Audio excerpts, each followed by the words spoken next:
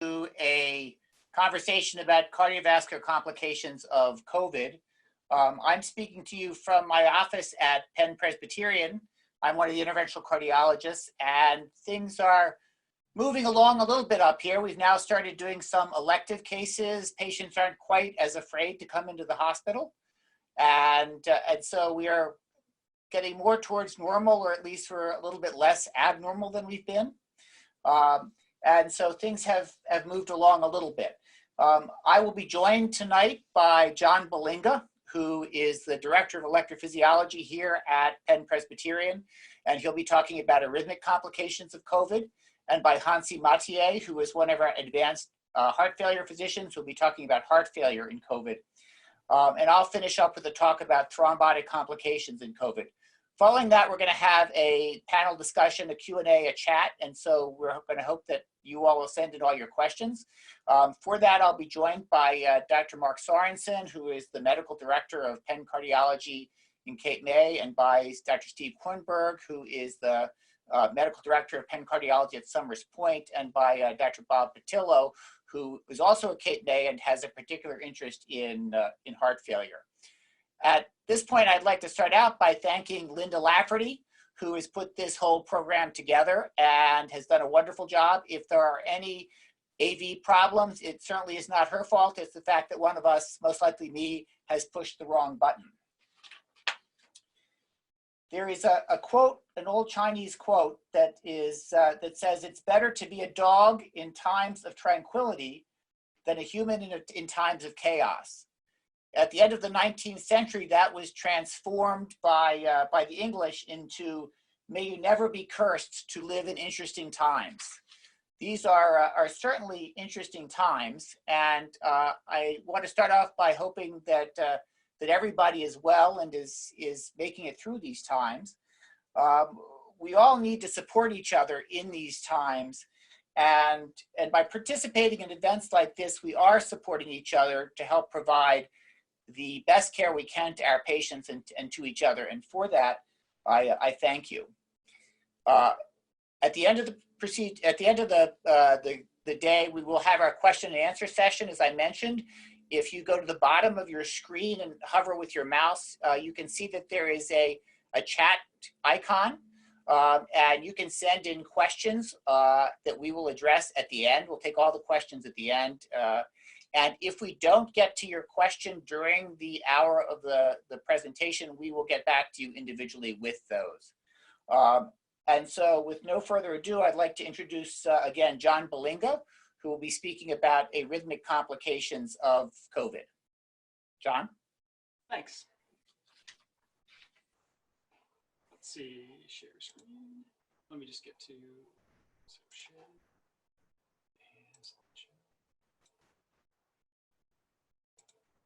Okay, so I just wanted to start out with just a little bit of perspective of where we are now, in that we've had essentially two phases where we've had this continuous upsurge of cases, and finally it's reached a breaking point where now it's leveled off. This is the mortality in the United States. So since April 3rd or so, we've been sort of at this plateau, which maybe is gradually decreasing. I do want to bring up, this is a little bit old now, it's just a few weeks old, but in New York, for a while, there were as many people dying from COVID as there were sudden deaths at home. And really, that's a combination of, we really don't know why there are so many sudden deaths at home, but it may be a combination of COVID mortality, but there's a lot of concern out there that there's patients that are avoiding care and are dying from traditional causes because of avoiding care. And so this is a really important issue. What the early publications were showing was that about 20% of patients had cardiac involvement when they were hospitalized with COVID as a manifestation or a marker using troponin positive. And those patients that had cardiovascular involvement had approximately a 50% mortality. Now, the causes of mortality, so there's a number of ways. There's hypoxic respiratory failure, there's pulmonary embolisms, there's cardiogenic shock leading to PEA, myocarditis, and cytokine storm, all as a result of multi-organ failure and cardiac involvement. In terms of arrhythmias, concerns that were early on was what about drug therapy and drug-induced proarrhythmia? How much VF would there be related to cardiac involvement? And would there be exacerbations of underlying primary arrhythmia syndromes with COVID? And we were also concerned about delay of care for just standard arrhythmia issues. Now, an important thing that's occurred in the last week has been this publication from the New England Journal of Medicine. There's been, hydroxychloroquine has had a bit of ups and downs. The original publications that came out of China were not that favorable for hydroxychloroquine or chloroquine. There was then this period after a publication from France where almost everyone was using hydroxychloroquine with or without azithromycin as the mainstay of care. And finally, we have data that unfortunately doesn't support hydroxychloroquine, but it simplifies the arrhythmia perspective in that this drug had a lot of QTC prolongation, a lot of questions about how safe it would be, but it has now sort of become less important in the treatment of this disease.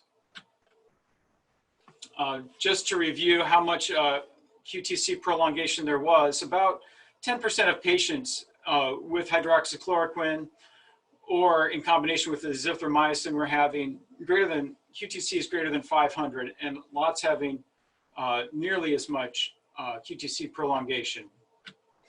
But now hydroxychloroquine and chloroquine have been sort of removed off of the primary treatment considerations in the pharmacotherapy recommendations in the University of Pennsylvania health system.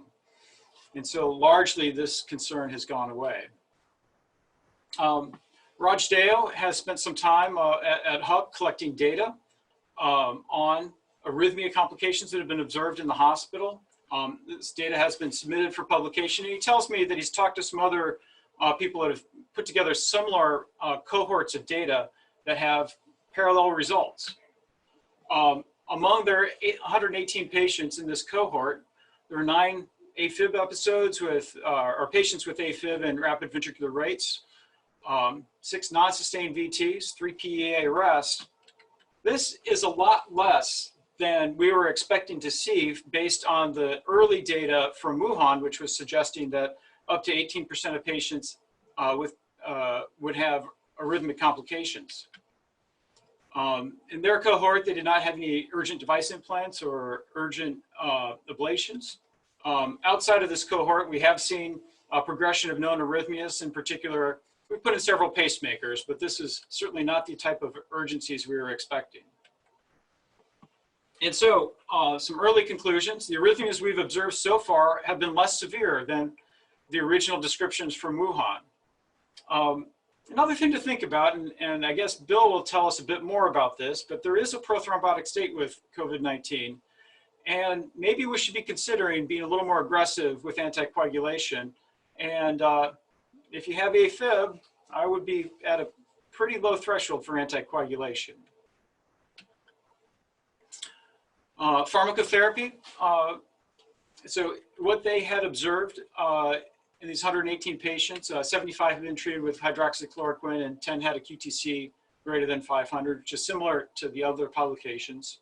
And this really seemed to be independent of troponins, race, or gender. Among the patients treated with remdesivir, 1 patient had a QTC prolongation, but that was probably likely due to them also having Takotsubo cardiomyopathy, which often we see causes an acute QTC prolongation. Remdesivir is much less expected to have QTC issues. So from the data that I've seen published elsewhere and what we've seen in this health system, there are certainly some safety concerns about hydroxychloroquine in terms of QTC prolongation and potential for torsades. I do want to bring up that we have sort of changed phases in terms of EP procedures. So for a while, we were only doing urgent or non-elective procedures in hospitalized patients. And then we had added semi-urgent procedures. And now we're doing a few, I will say stratified elective procedures, people that we'd favor have things done sooner than later. And so there is some state of trying to return towards normalcy. So in conclusions, so there's multiple mechanisms of sudden death in COVID. And at this point, the role of ventricular fibrillation is not so clear, and it does not appear to have as much of a role as we were initially expecting. Overall, we've had a pretty low observation of arrhythmias in these COVID patients. Hydroxychloroquine is no longer the recommended therapy in our health system. And there are concerns of proarrhythmia risk, and really there's not much support in terms of efficacy. Remdesivir has had limited proarrhythmia risk. And we're still concerned about delays in care in general cardiology, risk from people avoiding care and people avoiding having their primary prevention devices put in. Secondary prevention devices have been taken care of. But we need to also get back to taking care of cardiology patients. So I guess we are at a state of a new normal. We are testing patients when they come in for procedures to make sure that they don't have COVID, and using precautions when they come in for procedures, so we feel like we can provide a safe environment for the procedures they need. Thanks, and Bill? Oh, I need to give this back to you. Stop sharing. Aha.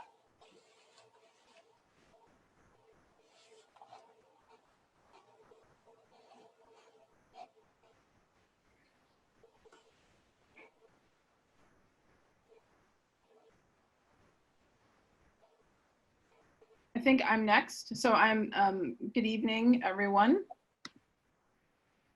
So I'm going to be talking about updates in terms of heart failure with COVID presentations. Kind of briefly talking about ACE inhibitors, biomarkers, and heart failure. So I have no disclosures. So as you guys all have, learned over the past several months, that coronavirus is an enveloped virus with non-segmented, single-stranded sense RNA genome. That's the SARS-CoV binds to the cells expressing appropriate viral receptors, the ACE2 receptors. The spike protein binds to the ACE2 with high affinity. And with this ACE2, it serves as an entry point into the human cells. And so one of the controversies that had been happening given this reflection in the cascade is, what should we do with ACE inhibitors and ARBs? The thought is that ACE2 is expressed in many tissues in the heart and kidneys, and the lung alveolar epithelial cells. Under normal conditions, the lung ACE2 expression is low. However, it can be upregulated in infection. Pharmacologic modulation of the RAS system may alter ACE2 levels, and ACE inhibitors in humans do not affect ACE2 activity. These drugs specifically target ACE, which is different active sites. So there has been controversy initially in terms of saying, should we stop ACE inhibitors versus ARBs? However, multiple societies have come out, the ACC, HFSA, AHA, International Society of Hypertension, that says recommending continuing ACE inhibitors, ARBs, and ARNIs in terms of Entresto. There's actually even been clinical trials. There's 3 current and more enrolling in terms of different clinical trials looking at the same question, looking at the replace COVID elimination or prolongation of ACE inhibitors and ARBs, also looking at losartan in patients requiring hospitalization and not requiring, and whether or not are ARBs actually protective in terms of lung pathology. So currently the recommendation is, if patients are on ACE inhibitors and ARBs, is to continue.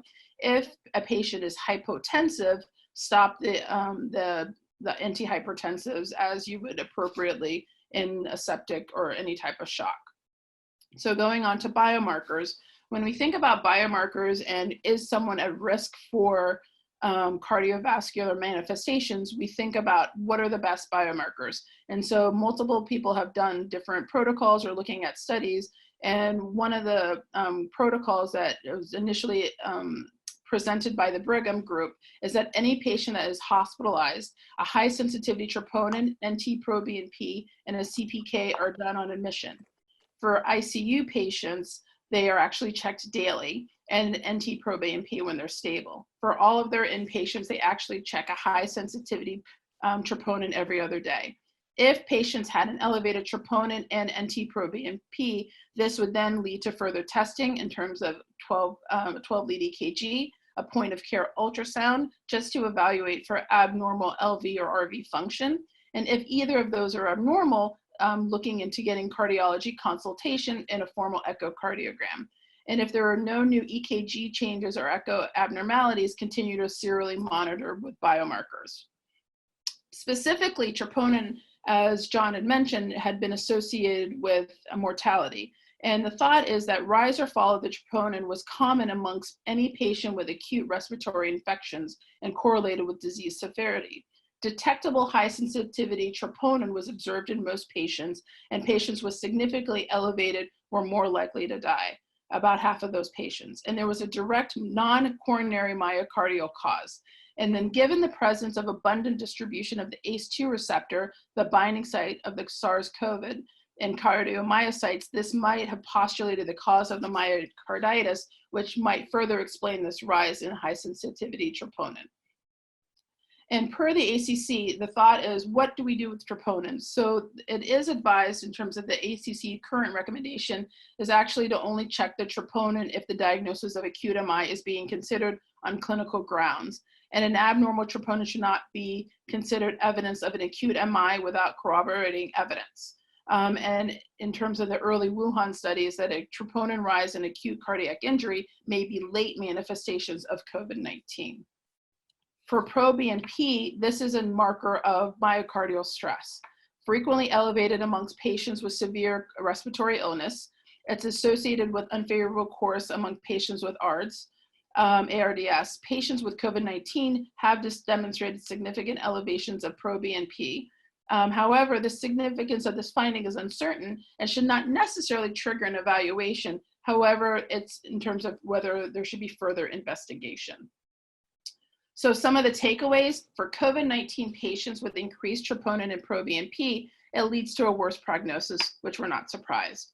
Patients with underlying cardiovascular disease in whom mortality rates approach 70% in the setting of an elevated troponin. By contrast, mortality in those with cardiovascular disease without is closer to 40. 50% of patients who died from COVID had an elevated serum levels of cardiac biomarkers.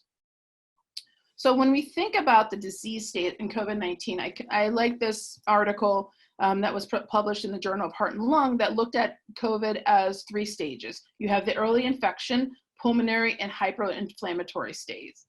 And one of the things that we had seen is that a lot of the late cardiac manifestations in terms of myocarditis and heart failure were patients that were involved in the stage 3. And so this is most likely after their early infection, stage 1 and stage 2, where patients are having shortness of breath, the asymptomatic hypoxia that we're seeing in stage 2, and abnormal chest x-ray. However, when they develop this hyperinflammatory phase, that's when we were seeing ARDS, shock, and cardiac failure, and elevated inflammatory biomarkers. When we think of heart failure patients, there is 2 different demographics. We have patients, 80 to 90% of patients, older population, risk factors for hypertension, diabetes, coronary artery disease. They have decreased cardiac reserve. So it's someone with structural heart disease who is now responding to this response of cytokines. And then you have a smaller population, 10 to 20%, who's young, complaining of chest pain and shortness of breath, and this may be more related to primary myocarditis. And the thought is that how is the COVID-19 impacting on cardiac function? There's 4 different mechanisms as postulated. There could be the later phase, as it mentioned, in terms of the systemic inflammatory response, where cytokines are released, triggering cardiomyocyte dysfunction and cardiac depression. There's the direct SARS-CoV-2 in terms of an immune cell recruitment and myocarditis using the ACE2 receptor. This has been seen on very small case reports on MRI-based imaging, and then on some autopsies where they actually saw some macrophage infiltration, but not a substantial T cell response. Then there is thought to be the infection of the SARS-CoV with microvascular, triggering a microvascular dysfunction and tissue ischemia, maybe leading to arrhythmias. And then there's an ACS and a demand ischemia. So in terms of for all of these patients, there's no direct management different than any mixed shock state of the patient. Some of the general principles is avoid overaggressive fluid resuscitation, targeting a MAP of 60 to 65%, considering dobutamine in the setting of worsening hypotension with cardiac dysfunction, epinephrine and vasopressin for refractory hypotension, and there are some studies looking at giving angiotensin II for refractory vasoplegia. In terms of the myocarditis and pericarditis, there has been some case reports seen around the world, and that's leading to initially postulated from the MERS COVID, which was the Middle East during coronavirus, that was associated with acute myocarditis and acute onset of heart failure. That virus was highly, was not as infectious in terms of, we didn't see the spread like we were seeing with COVID-19. The incidence is unknown. However, the mechanism of action is thought to be potential binding of the viral receptors to the myocyte that can favor internalization, and the high viral loads at autopsies is findings of inflammatory mononuclear infiltrates in myocardial tissue. And the workup, if there is someone who is suspected of having myocarditis, the thought is troponin, NT-proBNP, a pseudo-STEMI in terms of EKG that has been reported, echocardiogram. My endomyocardial biopsy has been limited given the yield in terms of thinking of the diagnosis, and cardiac MRI given the fact that the protective for both of the endomyocardial biopsy and cardiac MRI in terms of the downtime and transportation of this patient and how stable the patient is. However, there has been limited evidence of clear evidence of myocarditis on cardiac biopsy. The management is supportive care, considering colchicine for the pericarditis and even myocarditis. And anecdotal, there has been some case reports of looking at steroids, IVIG, and IL-6. Some other inflammatory markers have been elevated as D-dimer, ferritin, and LDH. And their thought is that there's this cytokine release syndrome, which I was mentioning in stage 3. And it's actually similar to what we might see in some of the chemotherapy drugs in terms of immunocheckpoint inhibitors and the CAR T cells. They have elevated cytokines. There's dysregulation of T cells with lymphopenia, elevated CRP, IL-2, and IL-6, elevated BNP, and ferritin. The treatment is thought to look at IL-6 blockers, tocilizumab, and with steroids. Some workup that can also be done if you're concerned about inflammatory is CBC, ferritin D-dimer, and there's actually a score in MD Calc that can look at, is there an associated HLH, and this kind of helps guide therapy in terms of if you're going to pull an IL-6 treatment in terms of treating these patients. So some take-homes for you guys in terms of what are our clinical concerns in heart failure. And one of the things is that if you are looking at patients and you see someone who's asymptomatic early in the disease with fever, dry cough, diarrhea, one of the things is that there is no clear evidence of stopping the ACE inhibitors, ARBs, or RNAs should not be discontinued. NSAIDs initially are recommended to be avoided. Initially, the WHO actually recommended not just stopping it, and then recently they said that intermittent use with caution.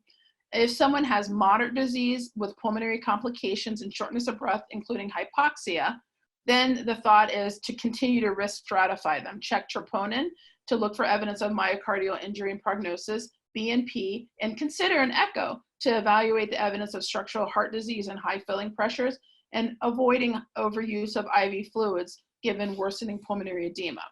And for those patients with advanced stage with hypoxia, vasoplegia, and shock, then you have to think about, is there evidence of hyperinflation or a cytokine release syndrome?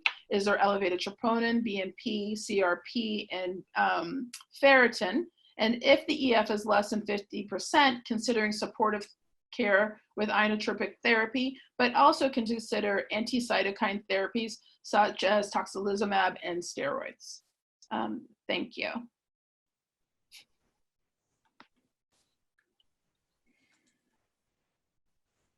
So as I try to get my screen up. I want to encourage people to send in questions, and you could ask questions not only about the specific topics we're talking about, but if you have questions about COVID management or other things that we may be able to help you with, feel free to include those in your questions. And if we can't answer them, we will certainly get back to you with people who do know those answers.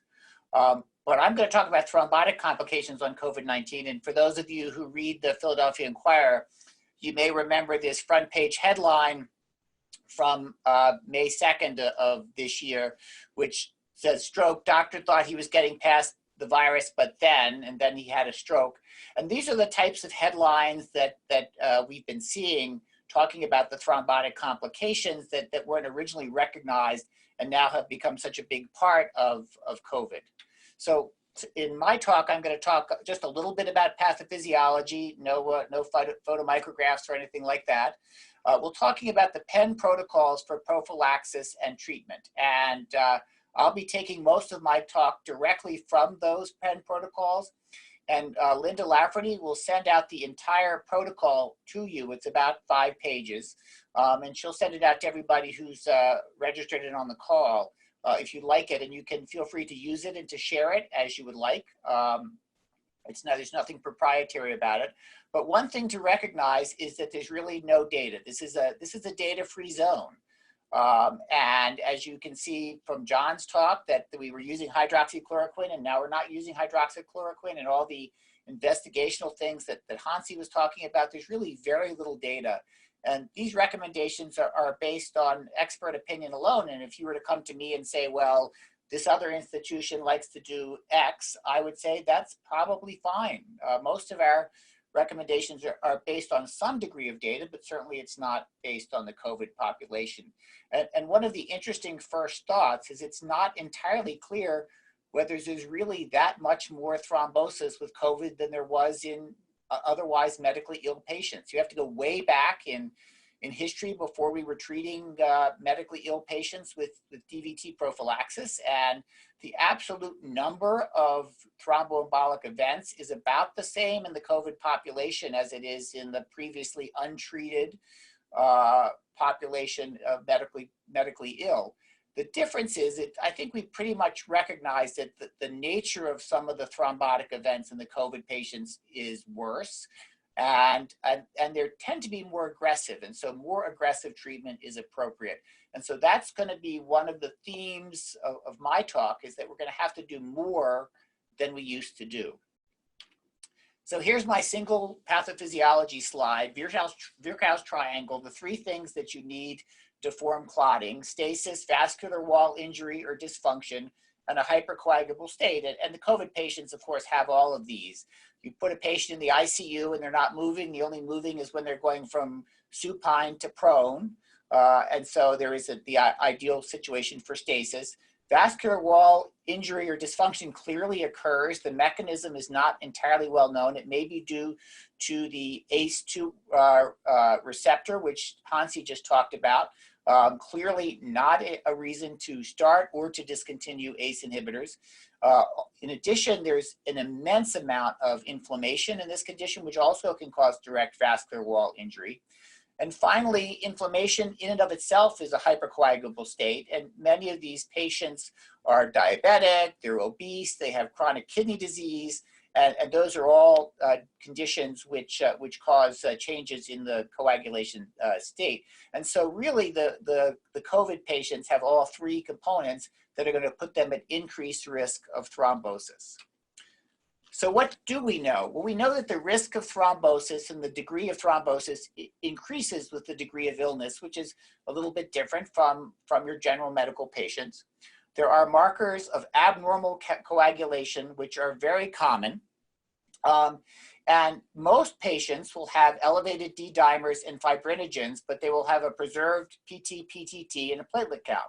So this is a different abnormal coagulation picture than DIC. Most of these patients do not have DIC. And if your patient has a typical DIC picture with a low fibrinogen, abnormal coags, falling platelets, you probably need to look for some other cause for the DIC picture other than the COVID alone, whether it's a co-infection or something else.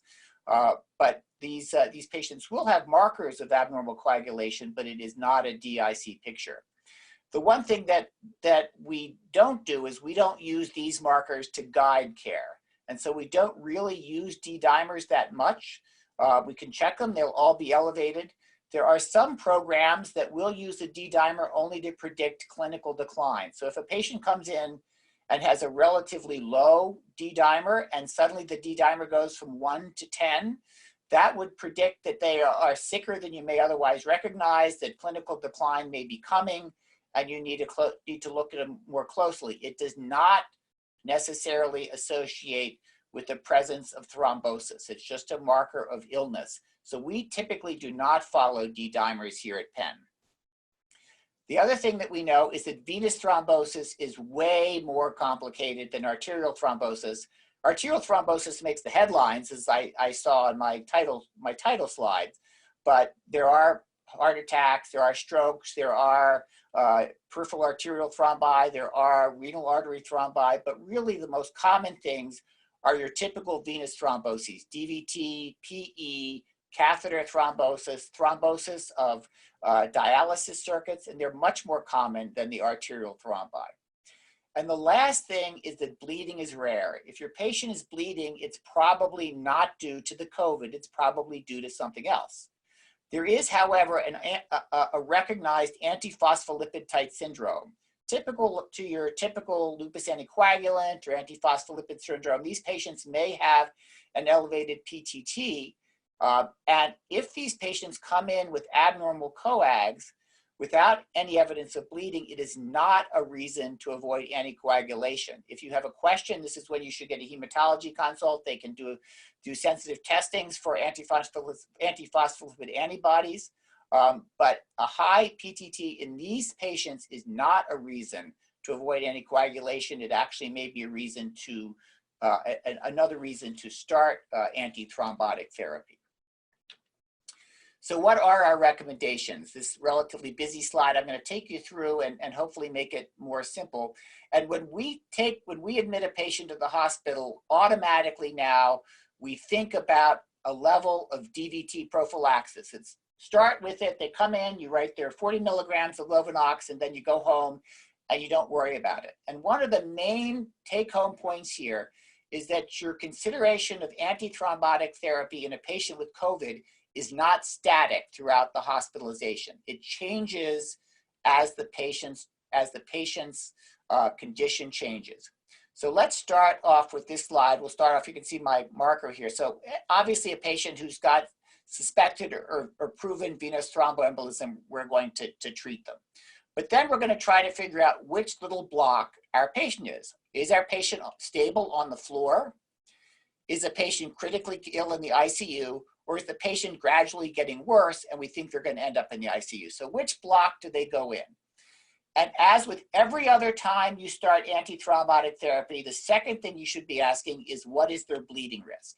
Is their bleeding risk low or is their bleeding risk high? You could either do a formal calculation with something like the HAS-BLED score, or you could use your clinical gestalt. Are they a drinker? Do they have liver disease? Do they have kidney disease? Do they use a lot of non-steroidals?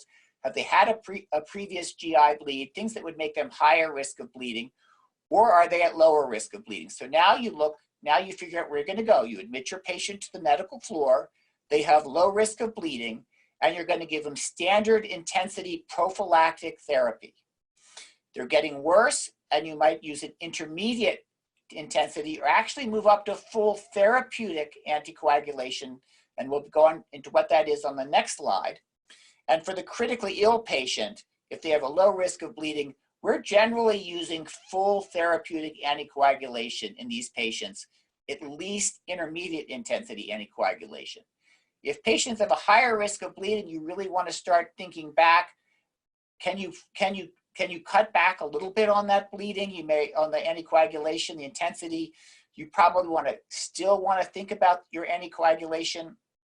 but you may not make it quite as intense as you otherwise would. We'll also use intermittent compression and other mechanical methods of avoiding thrombi. So the first thing you're going to do is figure out where your patient is, stable or not stable or somewhere in between, what's their bleeding risk, and then you're going to try to figure out what degree of anticoagulation you're going to do. And if you want to make it really simple, it's standard if they're on the floor, intermediate if they're getting worse, and therapeutic full dose anticoagulation if they're in the ICU. So what are our treatment options? What are the drugs that we're going to use? In general, we're going to try to use enoxaparin.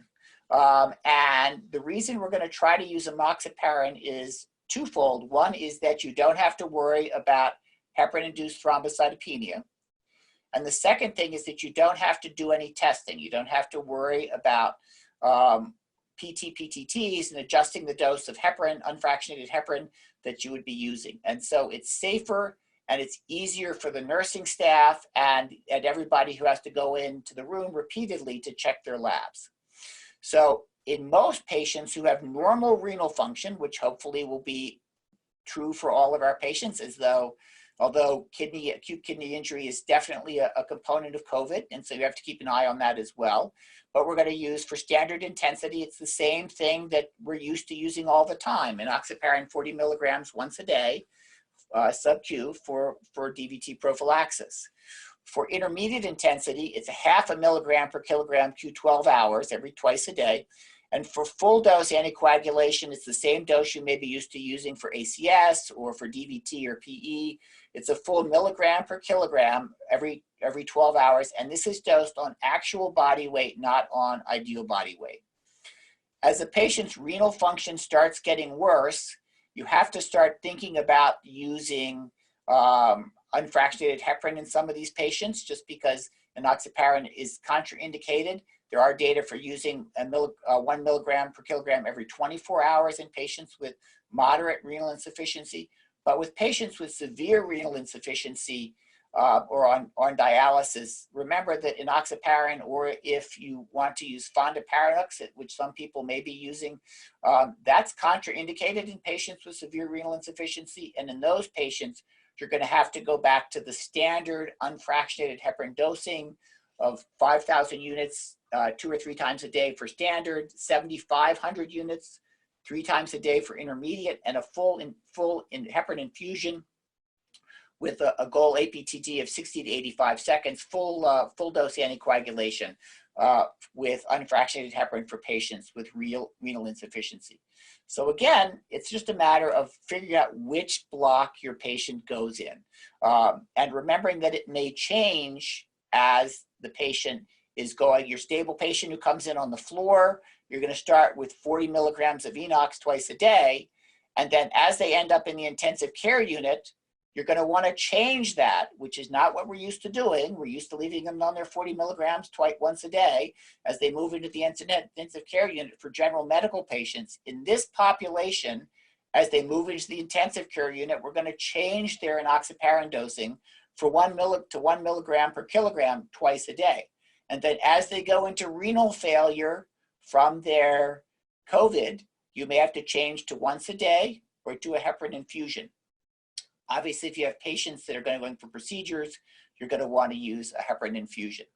One thing that, just to mention, if they are on an oral anticoagulant on admission, we don't typically continue that. We transition them to low molecular weight heparin or unfractionated heparin. If they're on therapeutic oral anticoagulant for whatever reason, whether it's a valve or atrial fibrillation or prior DVT or PE, we would just transition them to full dose enoxaparin or unfractionated heparin. We would not continue the same oral anticoagulant once they're admitted. So now you've successfully treated your patient is ready to go home, and it's still not the same as we've treated most of our medical patients. Most of our medical patients do not go home on any degree of antithrombotic therapy unless there is something that's happened in the hospital, like AFib or like a valve or like a PE. And so we are recommending continued anticoagulation for anybody who's been in the hospital.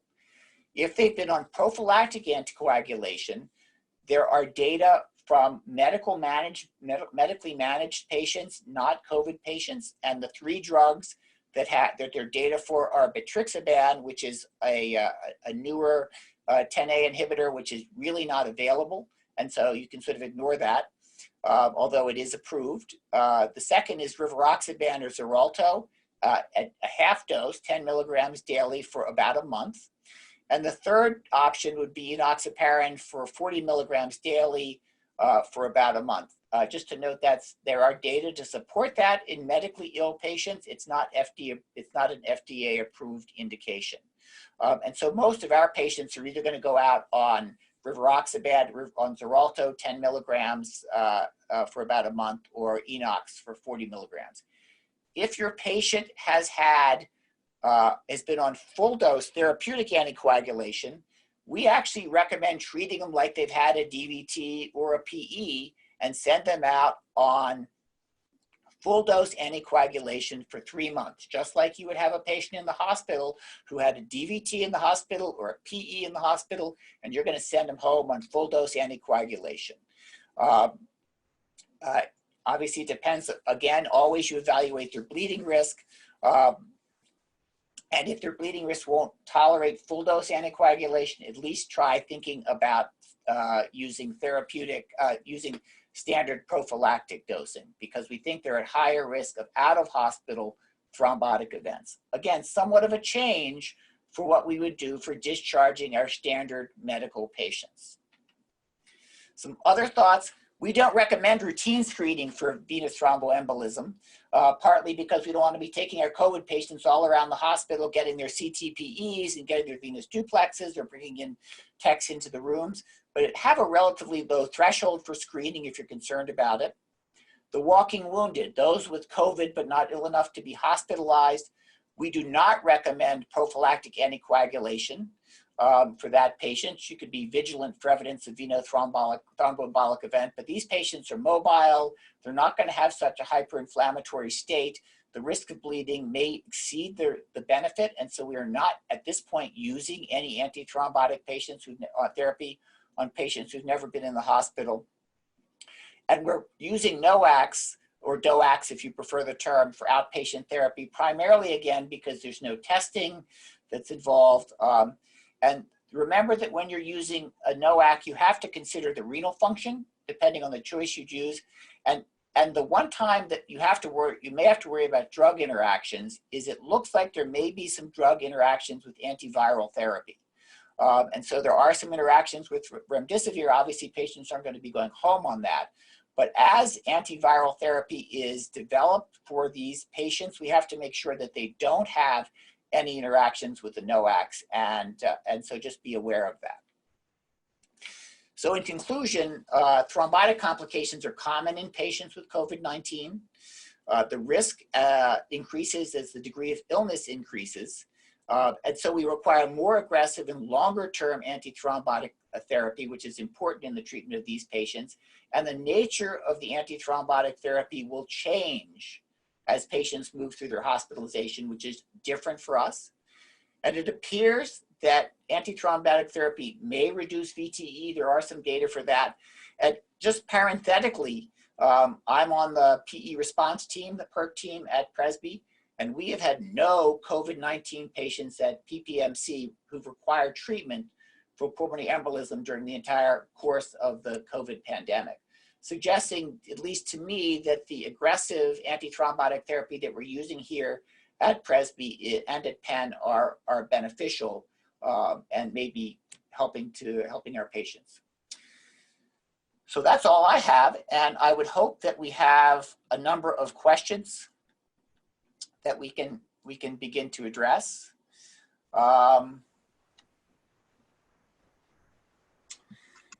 So one question, I hope we'll get some more questions, because I only see one so far. And that is there any benefit to having COVID positive patients, hospitalized COVID patients take an aspirin when they are discharged? If they don't have an indication for there's not, again, there's certainly no data for that. If they have an indication for antiplatelet therapy like underlying coronary disease, and you're going to give them prophylactic anticoagulation, it probably would be reasonable to add an aspirin. If you're not going to use any antithrombotic therapy, it would be reasonable to use an aspirin. If they're on full dose antithrombotic therapy, at that point you have to figure out whether they have the aspirin's going to be a benefit. And at that point, once you're adding antiplatelet therapy to an oral anticoagulant, you have to start thinking about adding things like PPIs and other things to reduce their bleeding risk pretty significantly. I hope that answers your question. One other one. Any specific cardiac follow-up after discharge and when? Hansie or John, do you want to take that?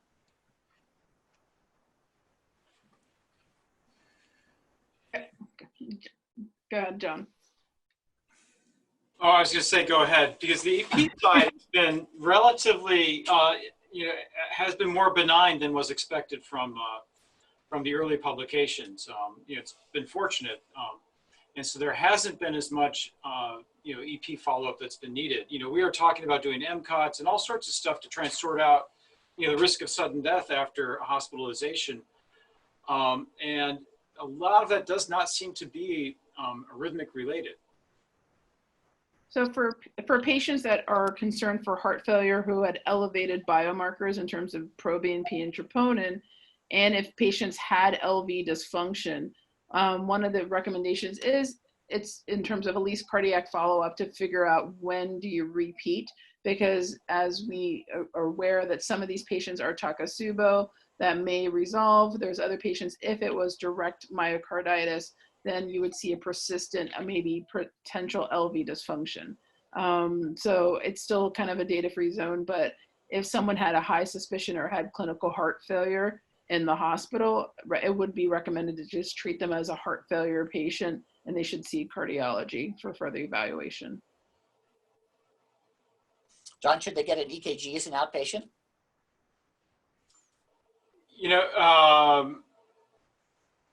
Only if it was indicated from something that was seen during the hospitalization. Because we're not really seeing progression of conduction disease, and we have generally gone away from drugs that are prolonging the QT interval, and so there really isn't too much of a sort of a signal that getting a routine EKG would actually be important if there was not a finding during the hospitalization that would be suggestive. So one other question, which I think is actually a fantastic question, is, so is it reasonable to give aspirin to outpatient COVID patients who are not hospitalized as prevention? So these are patients who are not going to use anticoagulant therapy, and is there a role for antiplatelet therapy? And I will tell you, I haven't, if anyone else wants to weigh in on this, feel free. I have seen no recommendation for this. That said, I'm sure all of you are familiar with the fact that aspirin is now part of the DVT prophylactic recommendations for orthopedic patients. And there are mechanisms by which aspirin alone can prevent venous thrombi as opposed to arterial thrombi. And so I would think that it's probably not unreasonable to take a patient who has COVID as an outpatient if they don't have any contraindication to aspirin use, to putting them on a baby aspirin once a day. But that is entirely from seat of my pants. It's not unreasonable, but I think it probably wouldn't hurt. Anybody else have any thoughts on that? I like the idea of taking an aspirin if you're not going to be on anything else. So there is a prothrombotic state with this, and wouldn't be that hard to add and maybe have some benefit. And there's a certain rate of stroke. Yeah, I think we'll never get, there are a lot of population studies with COVID that are going on at Penn. They're looking at the thrombotic events. There's one we're trying to get started that's taking everybody who comes into the hospital and whether they should get full dose anticoagulation as soon as they come into the hospital. They're microthrombi, which cause the lung disease, which cause kidney disease, which cause liver disease. And if we start them on full anticoagulation, then maybe they would benefit. Looking at one thing we found in trying to do population studies, it's almost impossible right now to do population studies in outpatients. So I think it would not, I don't think we'll ever get any data on that, but it's an interesting question. I think we have some questions in the Q&A section. So what, does HUP have any recommendations for the young, healthy, low-risk outpatients with COVID in terms of VT prophylaxis? And I think we've talked about that. I think so we just addressed that. I am actually going to go to our anticoagulation gurus right after this and ask this question. And anybody who wants can feel free to email me and I'll let you know what they say. I know non-steroidals were mentioned during our session, but my question is for the outpatient patient who may be COVID positive, is this type of therapy safe even if it is taken as needed? Hansie, you wanna? Yeah, so initially when, I think in terms of the experience from China, Wuhan, and Italy, there was recommendations from the WHO not to have, for patients not to be on NSAIDs. And then about a month ago, they reversed that, saying that it's okay to use with caution. And I think it's the setting of that we've seen more pericarditis in terms of if you're treating NSAIDs for pericarditis, but just to use it with caution, and it's not an absolute contraindication. But, you know, we don't like NSAIDs for heart failure, so there's another element of that in renal dysfunction. But in terms of, you know, in terms of if someone has underlying arthritic, like rheumatologic disorders or needs to be an NSAIDs, there's no contraindication. But, you know, given the fact that there is concomitant renal dysfunction for some of these patients that are hospitalized and what the cause of that is, we always have to just be cautious with NSAID use. So just to clarify, you're giving VT ethro prophylaxis for every discharge patient? Yes. Is it only if they don't have a high bleeding risk? Is that only for those who are admitted or even those discharged from ERs and clinics? Typically, it's those who are admitted. If they come in and they're being discharged without being admitted, they don't get VT prophylaxis. I think there's obviously some flexibility to that. If you have someone who has a history of prior DVT and PEE and is now off of anticoagulant therapy, you might think about, you know, giving them some rivaroxaban for a month. Just 10 milligrams is a prophylactic dose. There's no data for that. It's very much the art of medicine here. And so I talked about putting things in little boxes on the graphs. I think sometimes little boxes don't fit. And so you have to evaluate it. But as in general rule, when they're going home from the hospital, if they've been admitted, they're going home on something. If they're not admitted, they're not necessarily going home on something. One other question, for a 66-year-old asymptomatic patient with a high D dimer who's been progressively elevating since January 2020 with a coronary CTA that's normal and a negative hematology workup for thrombophilia. So the question is what to do with the D dimer. I have no idea. Anybody else have any thoughts? You've got to remember, you've got a hematologist, you've got a bunch of cardiologists and no dedicated hematologists here. You wonder if I guess the question is for that patient, what are the other inflammatory markers? Right, I mean, I'm assuming you're talking, this is a COVID negative patient, I'm assuming. But if there are other inflammatory markers, it may just be a remember the D dimer, although a negative D dimer is very helpful in a lot of things, like it's very helpful in ruling out pulmonary embolism. An elevated D dimer doesn't help you that much. And it's just a marker of inflammation. And so you wonder what's going on, although it doesn't really tell you what it is that's going on. So. Well, that is correct. Actually, when you look at even the ICU data, elevated D dimers are common even in sepsis, in ARDS, and that's why they're not using it as a marker as far as how you change your treatment just because it's an elevated marker. It's a risk, but it's a risk in any critically ill patient. Does anybody have any final thoughts? So we'll wrap up here. I want to thank everybody for coming. We're pretty much on time. We will be sending out, Linda, you're going to send, I think Linda will probably send out all the slides. I will. And we'll be sending out our individual contact information. Feel free to get back in touch with us with any questions you think of after tonight.